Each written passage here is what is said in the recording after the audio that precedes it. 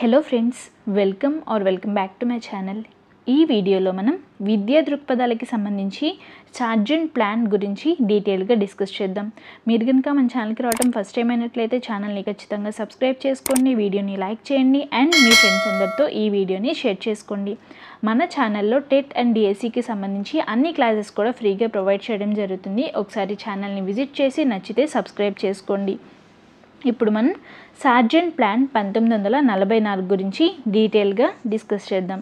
First, ఈ sergeant plan ఎందుకు వచ్చింది, ఎప్పుడు వచ్చింది అంటే రెండవ ప్రపంచ యుద్ధం తర్వాత ఈ సార్జెంట్ ప్లాన్ రావటం జరిగింది. ఓకేనా, రెండవ ప్రపంచ యుద్ధం తర్వాత ఈ సార్జెంట్ ప్లాన్ అనేది రావటం జరిగింది.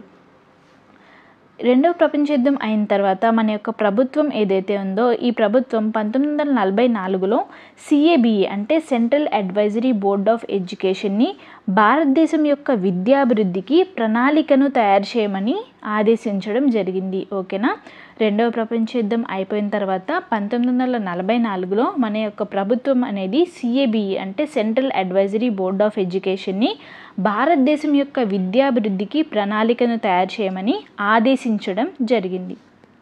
నెక్స్ట్, ఈ ప్లాన్కి అంటే ఈ కమిటీకి జాన్ సర్జెంట్ అధ్యక్షత, ఈ కమిటీ అనేది జాన్ సర్జెంట్ అధ్యక్షతన ఏర్పాటైన కమిటీ ఇది. ఓకేనా, ఈ కమిటీకి అధ్యక్షుడు ఎవరు అంటే జాన్ సర్జెంట్. ఈ జాన్ సర్జెంట్ ఎవరు అంటే భారత ప్రభుత్వం యొక్క విద్యా సలహాదారుడు. చాలా ఇంపార్టెంట్ అండి. ఈ జాన్ సర్జెంట్ ఎవరు అంటే భారత ప్రభుత్వం యొక్క విద్యా సలహాదారుడు. ఓకేనా, నెక్స్ట్, భారత విద్యా వ్యవస్థకు సంబంధించి మొట్టమొదటి విద్యా ప్రణాళిక కమిటీ అంటాం దీన్ని. సార్జెంట్ ప్లాన్ ఏమంటాము, భారత విద్యా వ్యవస్థకు సంబంధించిన మొట్టమొదటి విద్యా ప్రణాళిక కమిటీ అని చెప్పి అంటాము. నెక్స్ట్, ఇంగ్లాండ్లో ఉన్న కేంబ్రిడ్జ్ విశ్వవిద్యాలయం మీకు తెలుసు కదా, ఇంగ్లాండ్లో ఉన్న కేంబ్రిడ్జ్ విశ్వవిద్యాలయం తరహా విద్యా విధానం అనేది భారతదేశంలో కూడా అభివృద్ధి పరచాలి అని చెప్పి సూచించిన కమిటీయే ఈ సార్జెంట్ కమిటీ. నెక్స్ట్, 1939 నాటికి ఇంగ్లాండ్లో సంవత్సరానికి ప్రతి వ్యక్తిపై ₹33.20 ఖర్చు చేస్తుంటే అదే సమయంలో మన భారతదేశంలో కేవలం ఒక వ్యక్తిపై సంవత్సరానికి 89 పైసలు మాత్రమే ఖర్చు చేయడం వల్ల ఇంగ్లాండ్ స్థాయికి మన భారతదేశం చేరుకోవడానికి 40 సంవత్సరాలు పడుతుంది. 40 సంవత్సరాలు పడుతుంది అని చెప్పి భావించారు వీళ్ళు. ఓకేనా, చూడండి, 1939లో ఇంగ్లాండ్లో సంవత్సరానికి అంటే ఒక ఇయర్కి ప్రతి వ్యక్తికి ప్రతి వ్యక్తికి విద్యపై ₹33.20 ఖర్చు చేస్తుంటే అదే సమయంలో మన భారతదేశంలో కేవలం 89 పైసలు మాత్రమే ఖర్చు చేస్తున్నారు ఒక సంవత్సరానికి ఒక వ్యక్తిపై. సో అలా మనం ఇంగ్లాండ్ స్థాయి విద్యా విధానాన్ని చేరుకోవటానికి 40 సంవత్సరాలు పడుతుంది అని చెప్పి వీళ్ళు చెప్పడం జరిగింది. ఓకేనా, నెక్స్ట్, ఈ పథకాన్ని యుద్ధానంతర పథకం అంటారు. మీకు డైరెక్ట్గా క్వశ్చన్ రావచ్చు, యుద్ధానంతర పథకం అని చెప్పి ఏ పథకాన్ని అంటారు అంటే సార్జెంట్ ప్లాన్ని అనటం జరుగుతుంది.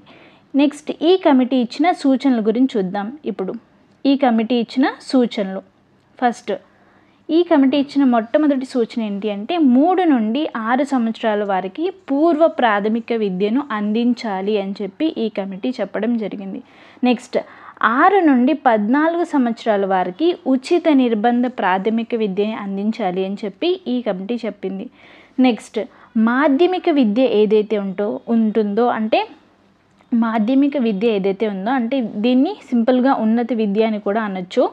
11 నుండి 17 సంవత్సరాలు, వీటిని బాగా గుర్తుపెట్టుకోండి. మీకు ఈ 2 ఇస్తారు, లేదంటే లేదు. ఇది ఖచ్చితంగా క్వశ్చన్ వచ్చే ఛాన్స్ ఉంది ఇక్కడ మనకి. చూడండి, ఇది ఖచ్చితంగా క్వశ్చన్ వచ్చే ఛాన్స్ ఉంది. 11 నుండి 17 సంవత్సరాల వారికి కేవలం ఎంపిక చేసిన వారికి మాత్రమే, దీన్ని గుర్తుపెట్టుకోండి, అంటే కేవలం ఎంపిక చేసిన వారికి మాత్రమే 6 సంవత్సరాల ఉన్నత విద్యను ఏర్పాటు చేస్తాము అని చెప్పి ఈ ప్రణాళిక సూచించడం జరిగింది. గుర్తుపెట్టుకోండి, ఈ ఉన్నత విద్య ఏదైతే ఉందో ఈ ఉన్నత విద్యని 11 నుండి 17 సంవత్సరాల వారికి కేవలం ఎంపిక చేసిన వారికి మాత్రమే 6 సంవత్సరాల ఈ విద్యని అందిస్తాము అని చెప్పి ఈ ప్రణాళిక చెప్పడం జరిగింది. నెక్స్ట్, ఆ తర్వాత 3 సంవత్సరాలు డిగ్రీ ఉంటుంది. ఇది మీ అందరికీ తెలుసు. ఆ తర్వాత 10 నుండి 40 సంవత్సరాల వయోజనులకు చూడండి, 10 నుండి 40 సంవత్సరాల వయోజనులకు వయోజన విద్య అనేది అందిస్తాం మేము. ఎందుకు అంటే నిరక్షరాస్యతను నిర్మూలించడం కోసం ఈ విద్యను అందించాలి అని చెప్పి ఈ సార్జెంట్ ప్లాన్ చెప్పడం జరిగింది. నెక్స్ట్ ఉన్నత పాఠశాల. చూడండి నెక్స్ట్ ఉన్నత పాఠశాల వచ్చేసి మనకి 2 రకాల విద్యా కరికులం ఉండాలి. అవి ఏంటి అంటే మొదటిది విద్యాపరమైన విద్యా కరికులమ్స్ ఉండాలి.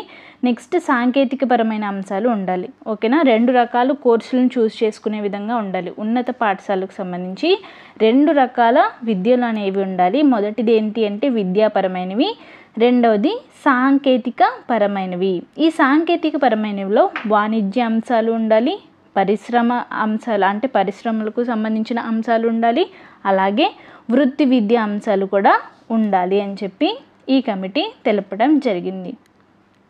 నెక్స్ట్ ఇది ఇంపార్టెంట్ చూడండి. ప్రత్యేక విద్య అంటే శారీరక మానసిక వికలాంగులు ఎవరైతే ఉంటారో వాళ్ళకి ప్రత్యేక విద్యా సౌకర్యాల్ని ఏర్పాటు చేయాలి అని చెప్పి ఈ కమిటీ చెప్పడం జరిగింది. నెక్స్ట్ వినోద కార్యక్రమాలు అంటే సాంఘిక వినోద కార్యక్రమాలని కూడా ఏర్పాటు చేయాలి అని చెప్పి ఈ కమిటీ చెప్పడం జరిగింది. నెక్స్ట్ చూడండి, ఉపాధ్యాయ విద్యకు సంబంధించి ఈ కమిటీ ఏం చెప్పింది అంటే ఉపాధ్యాయ శిక్షణా కేంద్రాలని ఏర్పాటు చేయండి, అలాగే ఉపాధ్యాయ సలహా సంస్థల్ని కూడా ఏర్పాటు చేయాలి అని చెప్పి ఈ కమిటీ చెప్పడం జరిగింది. నెక్స్ట్ ఇంటర్ విద్య గురించి ఏం చెప్పింది అంటే ఇంటర్మీడియట్ కోర్స్ని తీసేసిన తర్వాత మొదటి సంవత్సరం అంటే ఇంటర్మీడియట్కి సంబంధించి మొదటి సంవత్సరాన్ని ఉన్నత పాఠశాలకు పంపించండి. 2వ సంవత్సరం ఏదైతే ఉంటుందో అది డిగ్రీ తరగతుల్లో చేర్చాలి అని చెప్పి చెప్పడం జరిగింది. నెక్స్ట్ నిరక్షరాస్యత నిర్మూలన కోసం గ్రంథాలయాలను ఏర్పాటు చేయండి అని చెప్పి ఈ కమిటీ చెప్పింది. నెక్స్ట్ యూజీసీ అంటే యూనివర్సిటీ గ్రాంట్స్ కమిటీలను లేదా యూనివర్సిటీ గ్రాంట్స్ కమిషన్స్ను ఏర్పాటు చేయండి అని చెప్పి ఈ కమిషన్ చెప్పడం జరిగింది. ఎందుకు అంటే విశ్వవిద్యాలయాలను సమన్వయం చేయడానికి యూజీసీలను ఏర్పాటు చేయాలి అని చెప్పి ఈ కమిటీ చెప్పింది. నెక్స్ట్ యూనివర్సిటీస్లో ఎంప్లాయ్మెంట్ బ్యూరోస్ని ఏర్పాటు చేయండి. ఈ ఎంప్లాయ్మెంట్ బ్యూరోస్ని ఏర్పాటు చేయడం ద్వారా నిరుద్యోగ సమస్యలను తీర్చవచ్చు అని చెప్పి ఈ కమిటీ చెప్పడం జరిగింది. నెక్స్ట్ విద్యా కృత్యాలు అన్నీ కూడా స్థానిక సంస్థల ఆధ్వర్యంలో జరగాలి అని చెప్పి ఈ కమిటీ చెప్పింది. విద్యా కృత్యాలు అన్నీ కూడా స్థానిక సంస్థల ఆధ్వర్యంలో జరగాలి అని చెప్పి ఈ కమిటీ తెలపడం జరిగింది. నెక్స్ట్ ఈ కమిటీ ద్వారాగా వచ్చిన ఫలితాలు అనేవి ఏంటో చూద్దాం. ఫస్ట్ చూడండి, కేంద్రంలో విద్యాశాఖ అనేది ఏర్పాటు అవ్వడం జరిగింది. 1945లో కేంద్రంలో విద్యాశాఖ అనేది ఏర్పాటు అయ్యింది. నెక్స్ట్ చూడండి, ఏఐసిటిఈ అంటే అఖిల భారత సాంకేతిక విద్యా మండలిని ఏర్పాటు చేశారు. All India council of technical education అనేది ఏర్పాటయింది ఈ కమిటీ వల్లనే. ఓకేనా, ఎక్కడ అంటే ఢిల్లీలో.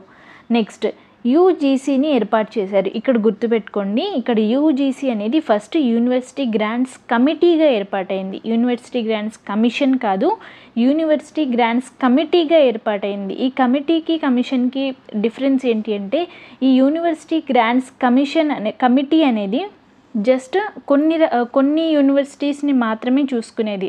ఆ తర్వాత యూనివర్సిటీ గ్రాంట్స్ కమిషన్గా మార్పు చెందిన తర్వాత భారతదేశంలో ఉన్న అన్ని విశ్వవిద్యాలయాల యొక్క రెస్పాన్సిబిలిటీ అనేది తీసుకుంది అని చెప్పుకోవచ్చు. ఫస్ట్ అయితే గుర్తుపెట్టుకోండి, 1953లో యూనివర్సిటీ గ్రాంట్స్ కమిటీ అనేది ఏర్పాటైంది. దీనికి 1956లో స్వయం ప్రతిపత్తి రావటం జరిగింది. నెక్స్ట్ ఈ సార్జెంట్ నివేదిక వల్లనే పంచవర్ష ప్రణాళికలు కూడా ఏర్పాటు అయ్యాయి. అలాగే దీన్ని ఎలా విమర్శించారు అంటే అందరూ కూడా గాంధీజీ యొక్క బేసిక్ విద్యా విధానం యొక్క నకలు అని చెప్పి అందరూ విమర్శించడం జరిగింది. సో ఇవన్నీ కూడా ఈ సార్జెంట్ నివేదికకు సంబంధించిన అన్ని అంశాలు. ఈ వీడియో కనుక మీకు నచ్చినట్లయితే తప్పకుండా మన ఛానల్ని సబ్స్క్రైబ్ చేసుకోండి, వీడియోని లైక్ చేయండి అండ్ మీ ఫ్రెండ్స్ అందరితో ఈ వీడియోని షేర్ చేసుకోండి. Thank you so much for watching this video.